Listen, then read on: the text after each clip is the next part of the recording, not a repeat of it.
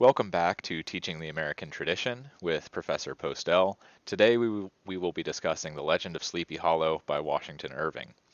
I'm not going to dive into the line by line of this story like I have with some others, because it would probably take too long and I don't want to detain you for too long. But we'll go over sort of the main scope of the story and some notable themes within it. And I'll introduce you to all of the ways in which this part of the American tradition, analyzing and almost revering the legend of Sleepy Hollow as legend, has been wrong, and how that's in part been propagated by Disney.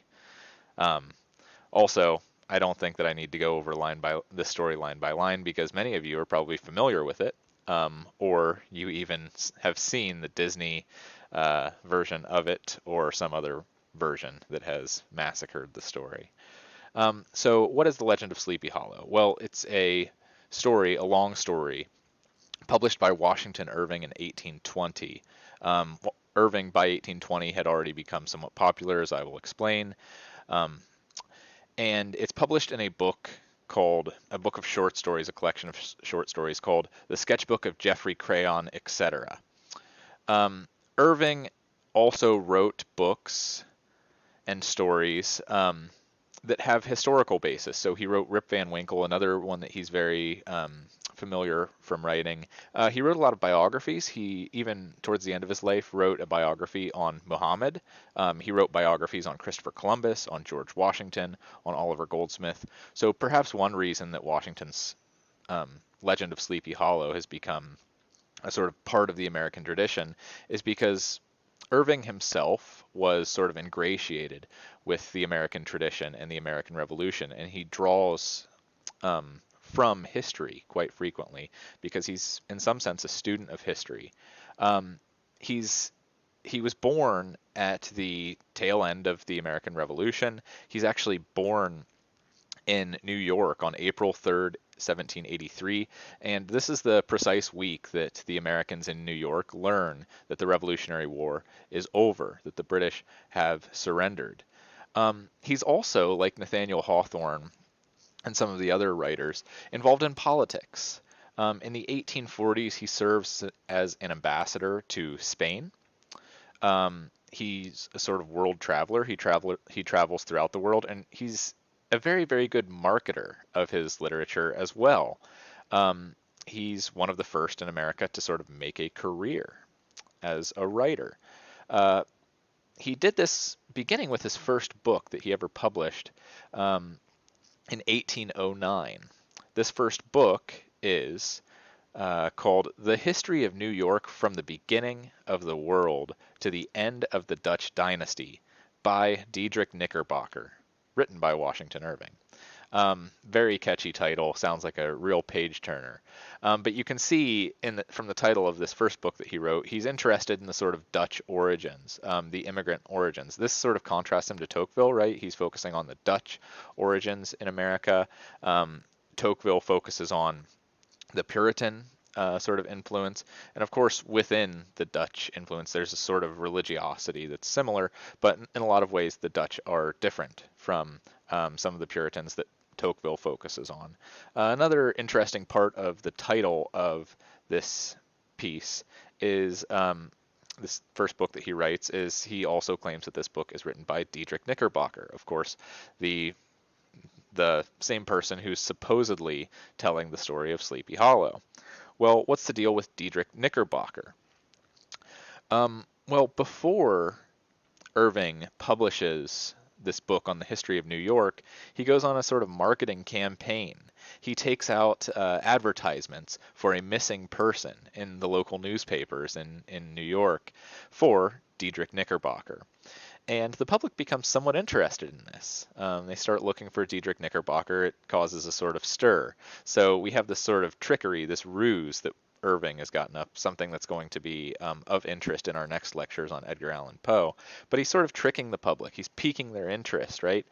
Tocqueville would surely be interested in this as he's discussing American literature, because Tocqueville remarks that the things that Americans like to read are pamphlets and newspapers. So, in some sense, Washington Irving uses that tendency of the Americans to get them interested in his literature.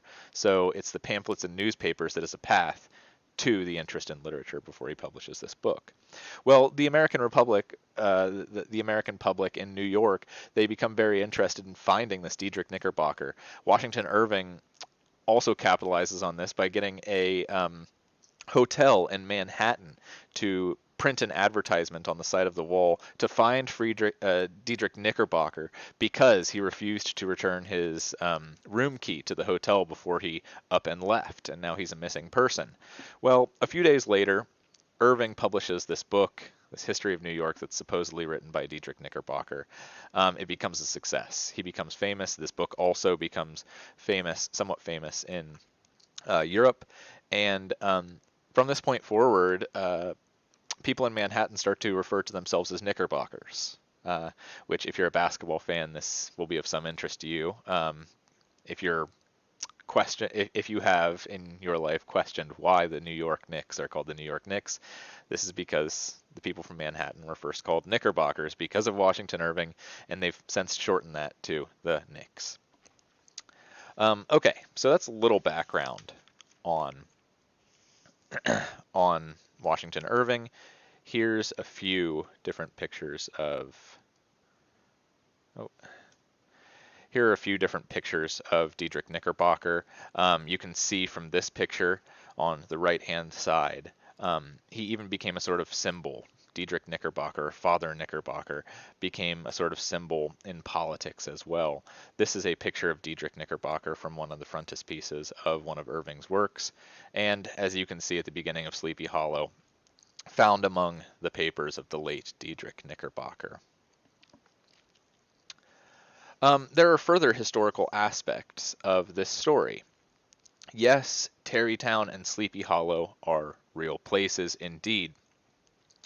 You can see in the top right hand corner of this slide where Tarrytown is situated, and then right below that you can see some interesting things about where it is settled. So it's right where the Hudson starts to pour into the ocean.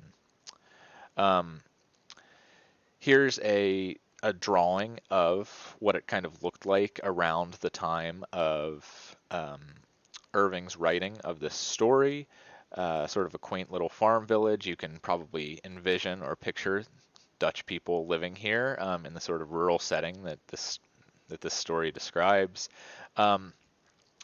And two other things that are historically significant. There are many things that are historically significant for this work.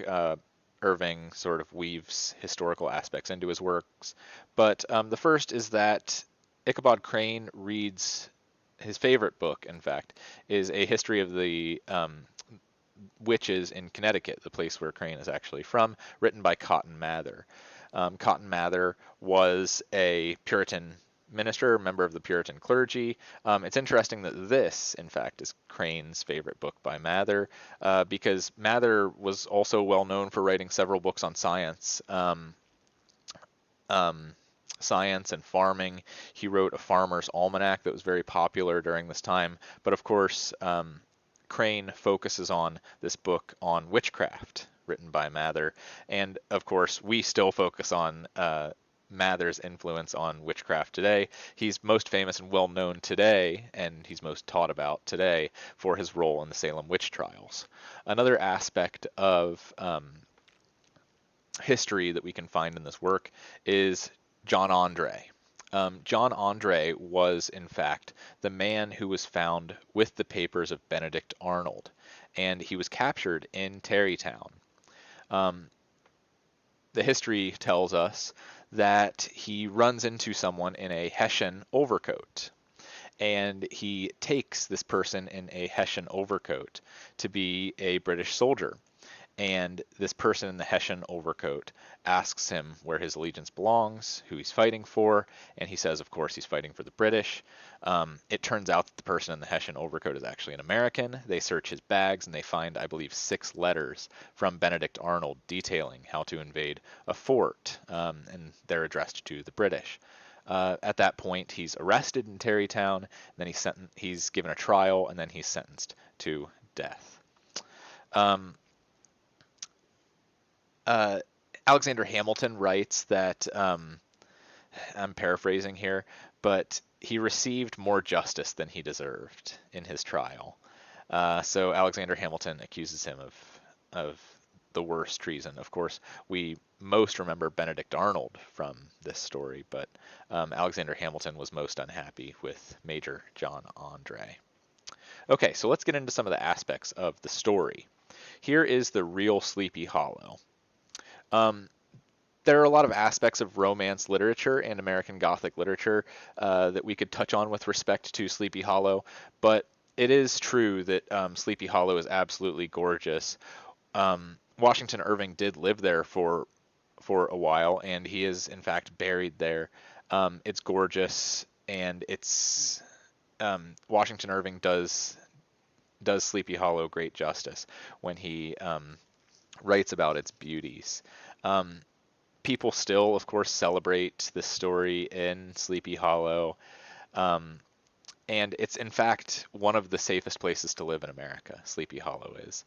Um, Contrary to that, it's also ranked usually um, yearly as one of the most haunted places in America, due in part to this legend that Washington Irving writes. How does Irving describe Sleepy Hollow? Well, this will give you a little bit of the flavor of the romantic literary tradition that Irving is a sort of part of, and the Gothic literary tradition that Irving is a part of. He begins the story talking about Sleepy Hollow, and he says, "If ever I should wish for a retreat, whither I might steal from the world and its distractions, and dream quietly away the remnant of a troubled life, I know of none more promising than this little valley. From the listless repose of the place, and the peculiar character of its inhabitants, who are descendants from the original Dutch settlers, this sequestered glen has long been known by the name of Sleepy Hollow, and its rustic lads are called the Sleepy Hollow boys throughout the neighboring country. A drowsy, dreamy influence seems to hang over the land and to pervade the very atmosphere. Some say that the place was bewitched by a high German doctor during the early days of settlement. Others, that an old Indian chief, the prophet or wizard of his tribe, held his powwows there before the country was discovered by Master Hendrik Hudson. So you can see Irving is interested in weaving his legend into the legend of the place. And he's covering this place in a sort of mystery, a shroud of mystery. The very atmosphere is pervaded by a drowsy, dreamy influence. The history itself creates this sort of legend. It's a legendary place, and when you read about this, how Irving writes about it, you almost wonder if it's an imaginary place. We're sort of captured by this romantic tone that Irving presents this Sleepy Hollow place in, and we start to question whether it's real, whether such a place can be real, whether it's true or whether it's just a place of legend. So we're sort of thrown into this kind of doubt. This is a theme that we'll touch on in our next lecture with Edgar Allan Poe. Um, Now, Irving goes on to write that the dominant spirit, however, that haunts this enchanted region and seems to be commander-in-chief of all the powers of the air is the apparition of a figure on horseback without a head. It is said by some to be the ghost of a Hessian trooper whose head had been carried away by cannonball in some nameless battle during the Revolutionary War. Now, this also deserves some sort of historical context as well.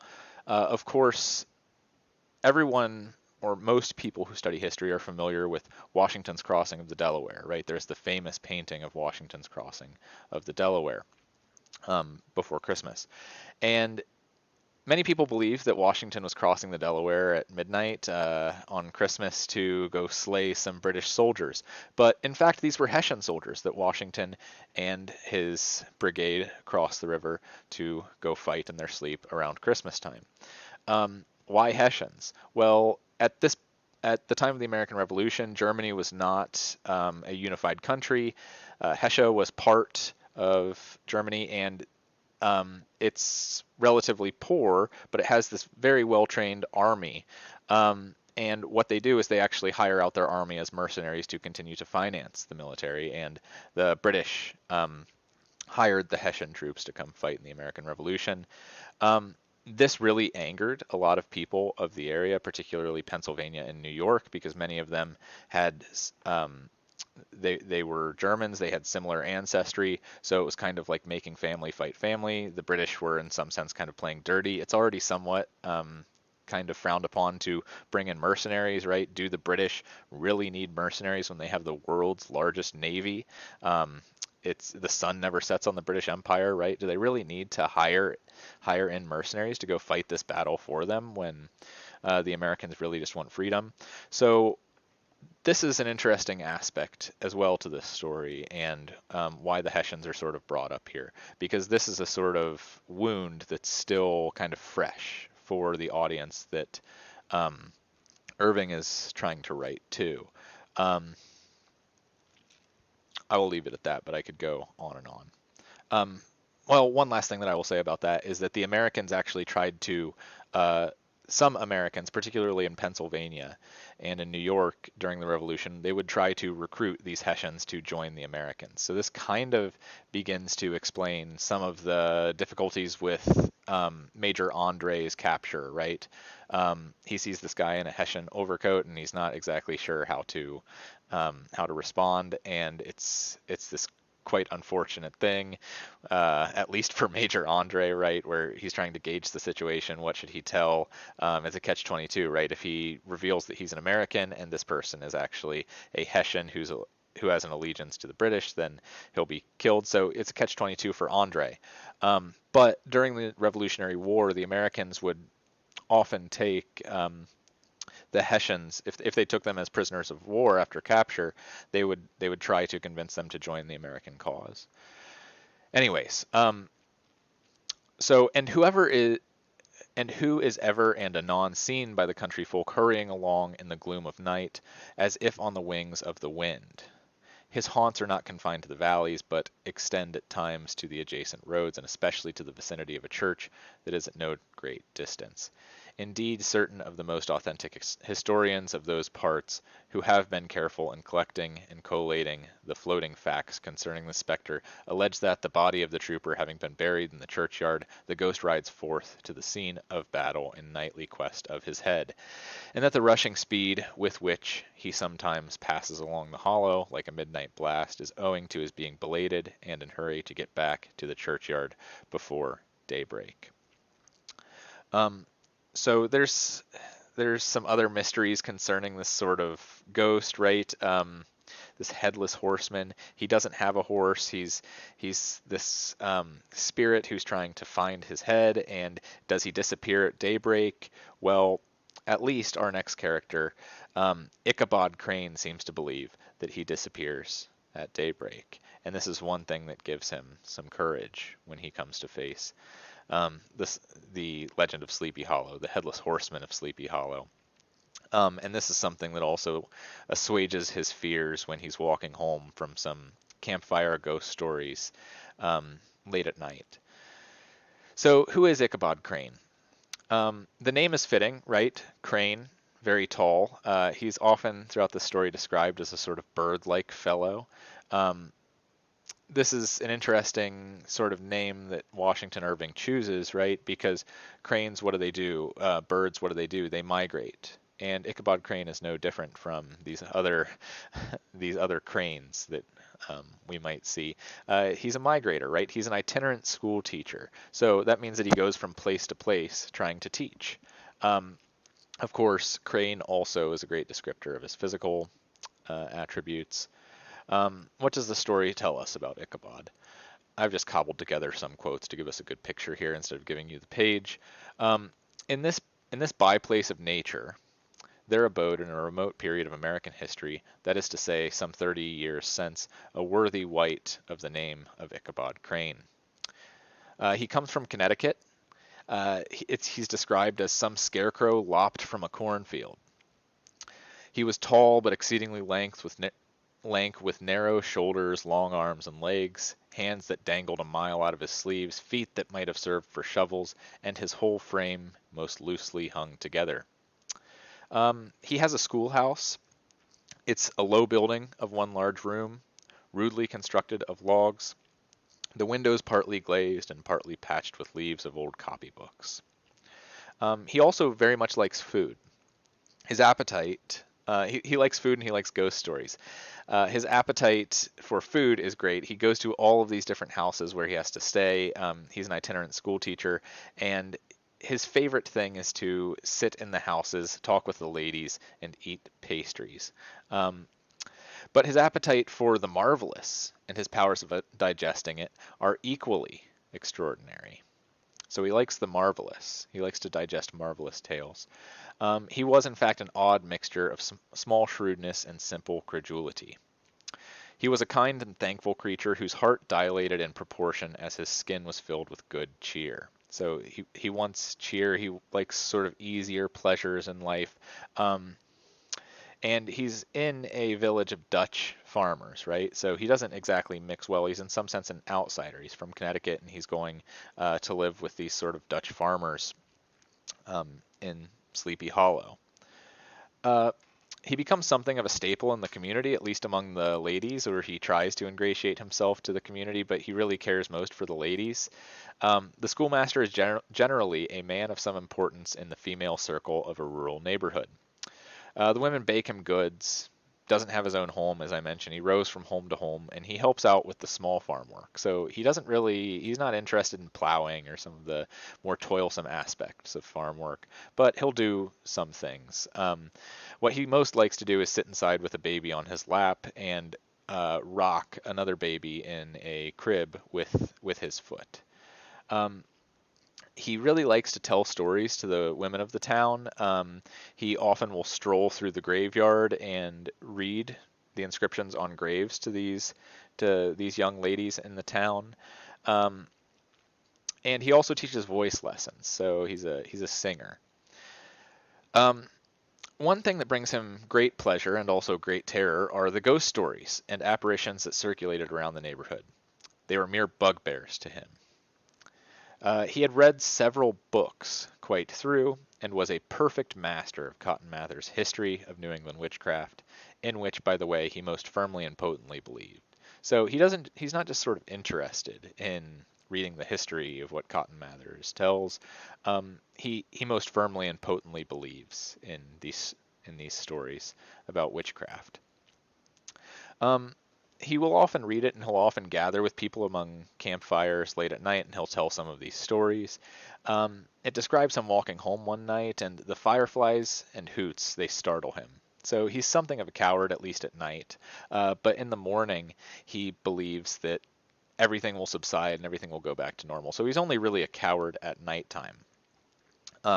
All these, however, were mere terrors of the night, phantoms of the mind that walk in darkness, and though he had seen many spectres in his time, and been more than once beset by Satan in diverse shapes, in his lonely perambulations, yet daylight put an end to all these evils. So we have Ichabod, who's in some sense our protagonist of this story, and then we have Katrina. And Katrina she's the only daughter of the richest family in town. And Ichabod is very interested in courting her. But there's one problem. A fellow named Brom Van Brunt, the hero of the country, it is said, he's already in the process of courting her. But Ichabod doesn't actually want to court her. He wants to sort of trick her into dating him. So he gets up this plan whereby he can become close to her, ingratiate himself with her by teaching her voice lessons. And he's particularly interested in teaching her voice lessons during the daytime when her parents are not there. This is highly frowned upon, right? Courtship is something that's taken very, very seriously, especially in small towns, even at this point in American history, even though it's not an incredibly aristocratic place.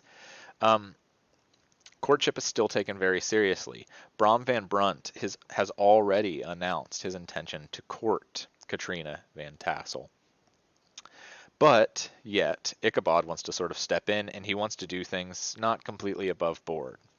Kind of a sneaky way of doing it, pretending that he's going to teach her, but in fact trying to court her. But it says on page 156, from the moment Ichabod laid his eyes upon these regions of delight, the peace of his mind was at an end, and his only study was how to gain the affections of the peerless daughter of Van Tassel. In this enterprise, however, he had more real difficulties than generally fell to the lot of a knight errant of yore, who seldom had anything but giants, enchanters, fiery dragons, and such like easily conquered adversaries to contend with, and had to make his way merely through gates of iron and brass and walls of adamant to the castle keep, where the lady of his heart was confined, all which he achieved as easily as a man would carve his way to the center of a Christmas pie, and then the lady gave him her hand as a matter of course. Ichabod, on the contrary, had to win his way to the heart of a country coquette, beset with a labyrinth of whims and caprices, which were forever presenting new difficulties and impediments, and he had to encounter a host of fearful adversaries, of real flesh and blood, the numerous rustic admirers who beset every portal to her heart, keeping a watchful and angry eye upon each other, but ready to fly out in the common cause against any new competitor. So Ichabod's not really interested in contending with real flesh and blood men in this sort of enterprise to court. So he gets up this sort of scheme to court her by teaching her voice lessons. And of course, he kind of looks down upon these rough country lads. He's from Connecticut, right? He's a school teacher. He reads. He sings. He's sort of refined. He loves to dance, and he takes himself to be very, very good at it. He believes he's very, very good at it. So he's sort of above this sort of courtship, this contending for courtship. So he has other plans. Note it is of note that he's also sort of calling her a coquette throughout the story, so a woman who sort of coaxes other men because she likes attention. He describes her in this instance as a sort of Christmas pie. It's also of note that let's see, it's referred. Yeah, he's referred to a knight errant of yore, right? So he has this sort of, well, first of all, this sort of relates to Don Quixote, which this sort of language comes from Don Quixote, which of course Irving would have been familiar with. He lives in Spain for a while, so he's sort of drawing upon this. He's drawing some similarities between Crane and Don Quixote. And another thing that's interesting to note is that Ichabod Crane isn't interested in sort of inheriting the estate if he's able to actually court Katrina. He's not interested in keeping the estate and staying in Sleepy Hollow. He actually wants to go out west to the frontier and start his own home with her. In other words, she and the town itself sort of seem like a means to an end for this itinerant Ichabod Crane. Well, among the most formidable of Ichabod's adversaries in courting Katrina is Brom Van Brunt, the hero of the country round, which rung with his feats of strength and hardihood. So Ichabod fancies himself as this sort of knight or knight errant. He even fixes himself up before the quilting party to appear as a kind of knight. But he does kind of seem like Don Quixote. He has these sort of inflated he has this inflated idea of what being a knight is like, instead of actually doing the things that make one brave and serious, instead of doing the things that are actually prescribed by custom, such as courtship. He just wants to appear to be a knight, right? He's not actually interested in having the virtues that that chivalry entail, right? But Brom Van Brunt, the hero of the country round, rings with his feats of strength and hardihood. He's broad-shouldered, curly black hair, and a bluff but not unpleasant countenance. He's described as Herculean. He has fame and great powers of limb. He had received the nickname Brom Bones, which was universally known. He was famed for great knowledge and skill in horsemanship, being as dexterous on horseback as a Tartar. Okay, so Brom sort of he he is the picture of all of the virtues that are prized by this sort of countryside, this place where there are rural farmers who are sort of working on the frontier, trying to maintain this township that has been created. He takes seriously the feats of strength, right? He's sort of rural gentleman, but he's democratic in some ways, right? He's constantly ingratiating himself with the people by jokes, good-natured jokes, right?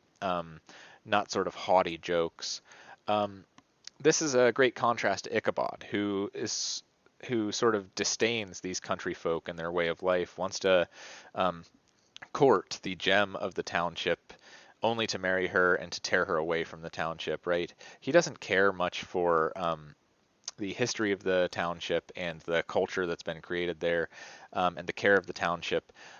He really just cares about his fancies in some sense. Brom seems to he seems to be an emblem of the actual town, right?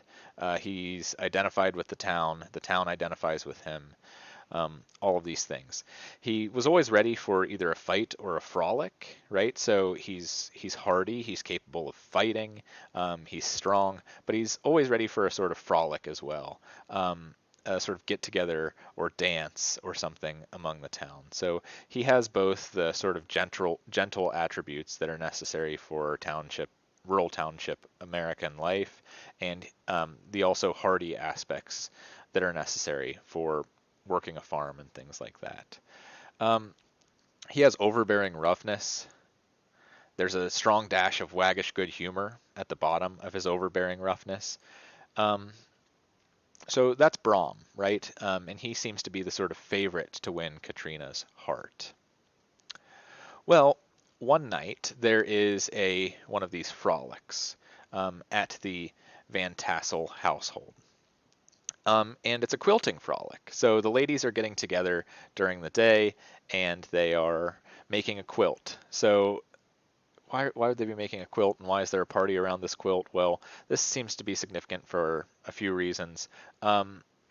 Quilting is actually this very tedious process. There are other ways of making a blanket, but you need several people to actually hold parts of the quilt in place, especially if it's a large quilt, and put it together. It's also a sort of excuse to get together and do something other than the toil that rural farmers are used to doing. So they have this party, the women get together and make a quilt, and the men are going to come later, and there's going to be a sort of dance, a frolic. This calls into question, why would the Van Tassels be making a quilt? Could this be a wedding quilt? Could there already be some sort of agreement between Brom Bones and Herr Van Tassel for him to marry Katrina? Who knows? But we are led to question why this party, why this sort of ball, why the creation of the quilt that would be a sort of in this rural place in America. It would be a custom for a wedding gift. The town coming together and making a quilt and sort of gifting it to the bequeathed so that they could put it on their bed and stay warm in their new home. This was often done in antebellum America, particularly in places like New York where it would get very cold. Anyways, so they have this party, and Ichabod actually rents a horse named Gunpowder, and he gets himself all ready. He primps himself, and he is ready to attend. And he goes to this party, and of course Brom Bones is there. He is the hero of the scene, it says, having come to the gathering on his favorite steed, Daredevil, a creature like himself, full of mettle and mischief, in which no one but himself could manage. He was in fact noted for preferring vicious animals, given to all kinds of tricks, which kept the rider in constant risk of his neck. For he held a tractable, well-broken horse, as unworthy of a lad of spirit.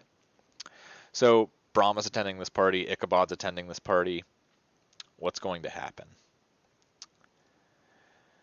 Um, well, they get together towards the end of the party. Ichabod dances. Ichabod eats, of course, as we would expect Ichabod to do. He eats a lot of food. He eats a lot of pastries. They get together and they tell ghost stories. The revel then breaks up. The old farmers gathered together their families in their wagons. People are heading out.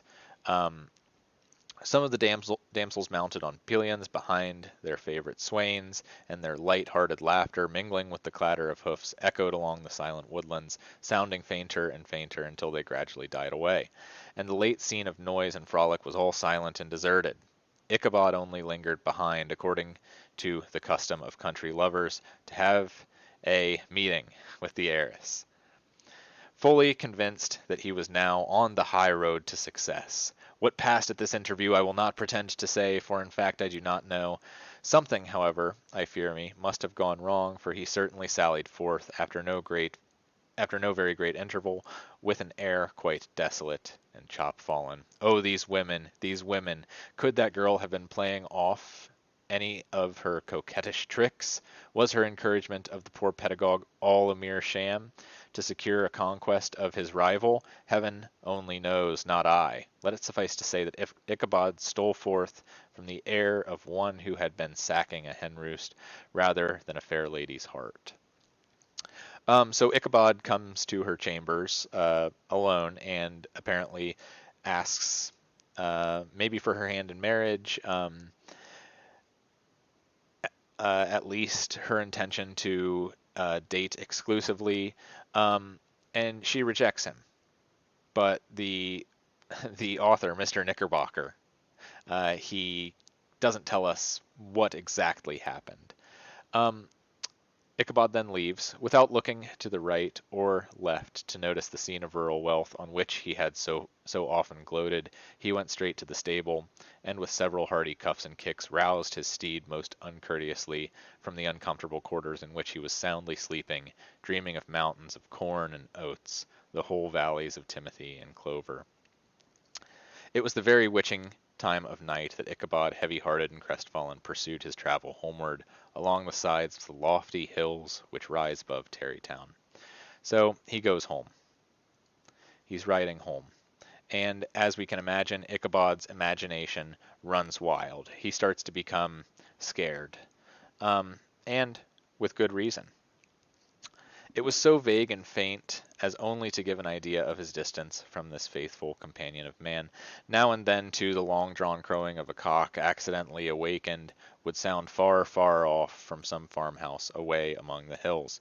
But it was like a dreaming sound in his ear. No signs of life occurred near him, but occasionally the melancholy chirp of a cricket, or perhaps the guttural twang of a bullfrog from a neighboring marsh, as if sleeping uncomfortably and turning suddenly in his bed.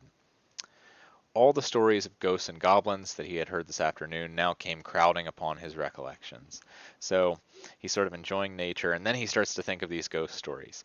The night grew darker and darker, the stars seemed to sink deeper in the sky, and driving clouds occasionally hid them from his sight. He had never felt so lonely and dismal. He was, moreover, approaching the very place where many of the scenes of the ghost stories had been laid. In the center of the road stood an enormous tulip tree which towered like a giant above all the other trees of the neighborhood, and formed a kind of landmark. Its limbs were gnarled and fantastic, large enough to form trunks for ordinary trees, twisting down almost to the earth and rising again into the air. It was connected with the tragical story of the unfortunate Andre who had been taken prisoner hard by, and was universally known by the name of Major Andre's tree. A place of respect and superstition, so on and so forth. So Ichabod becomes somewhat scared.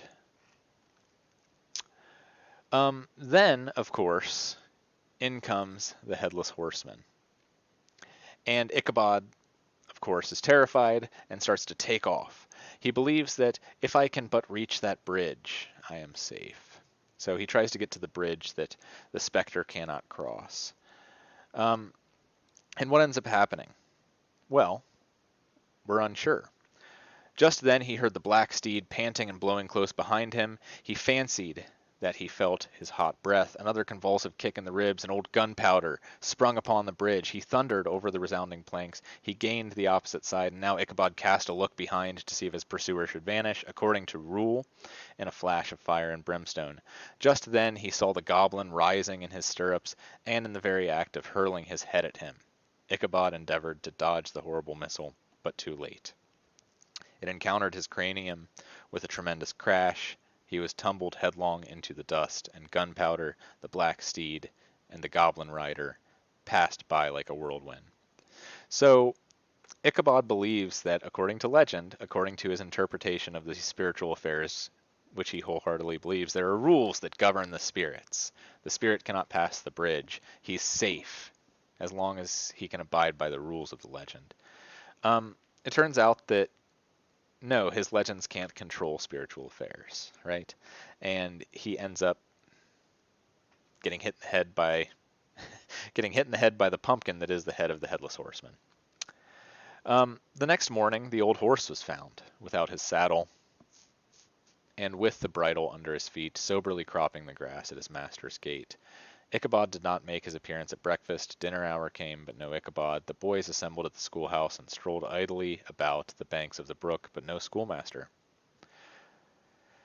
So Ichabod disappears.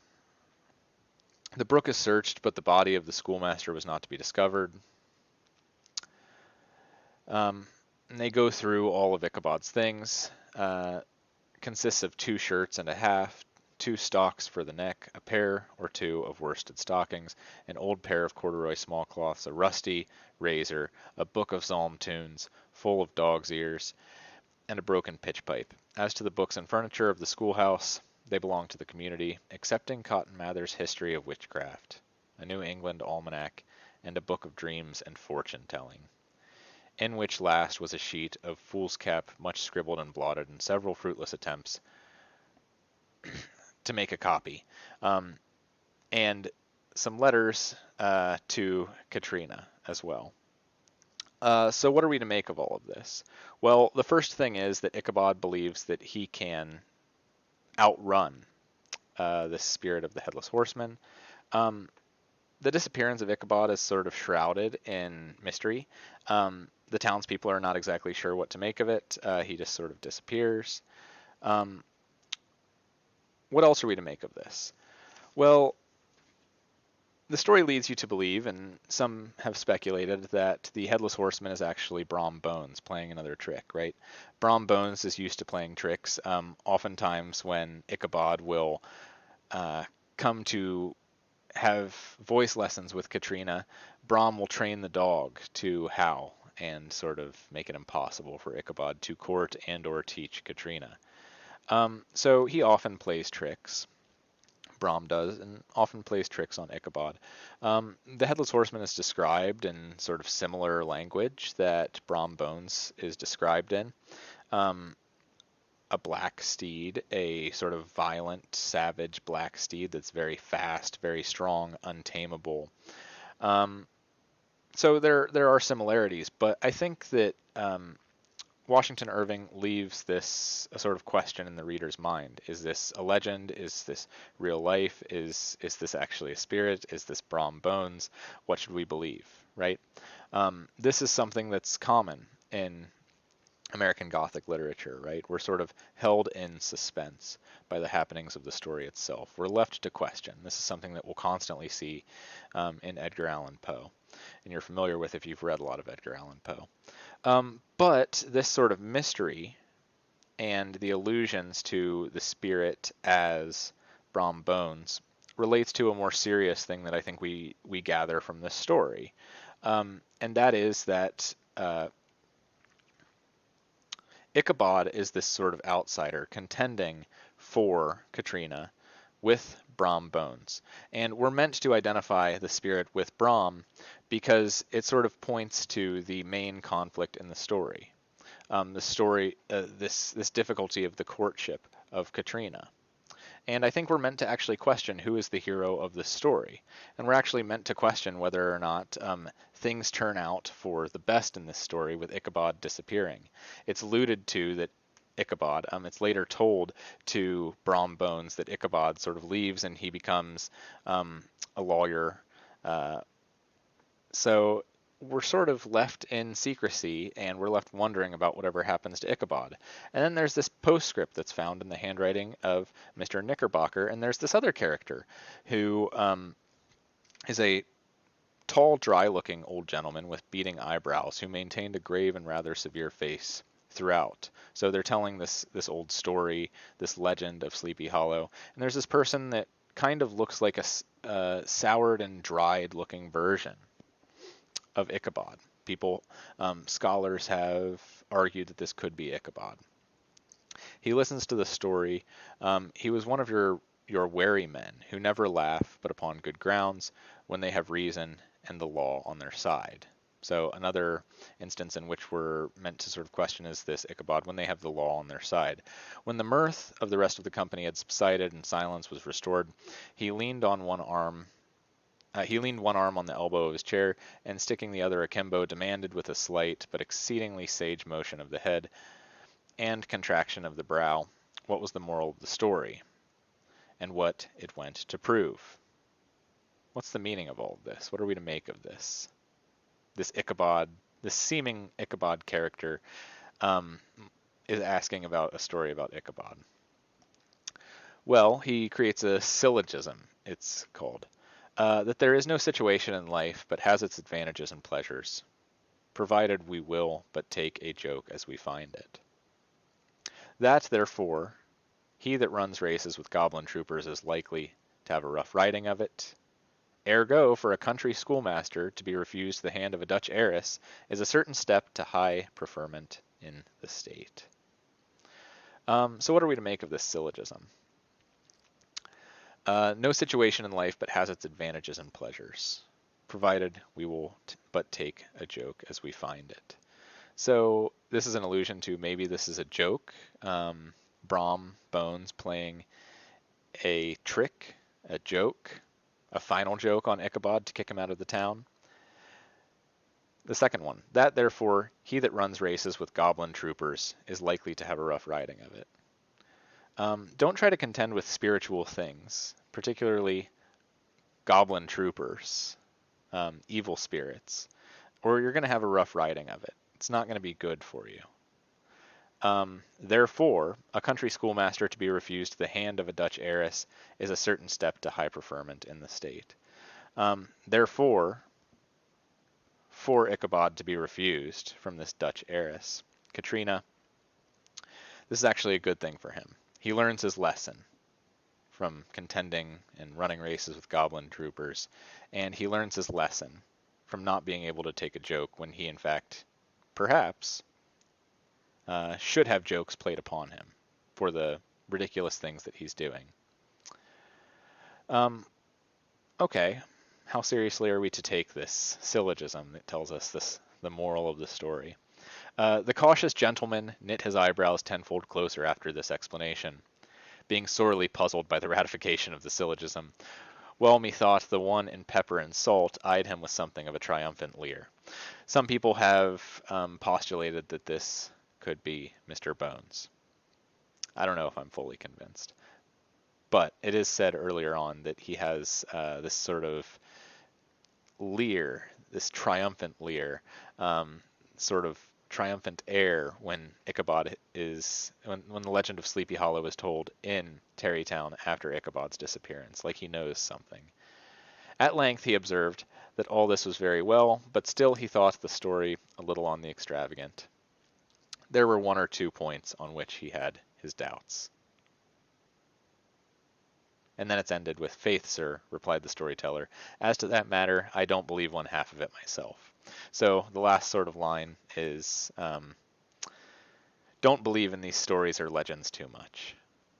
Well, what are we to question about these stories and legends? Which parts are we to believe? Which parts are we to disbelieve? And why should we disbelieve?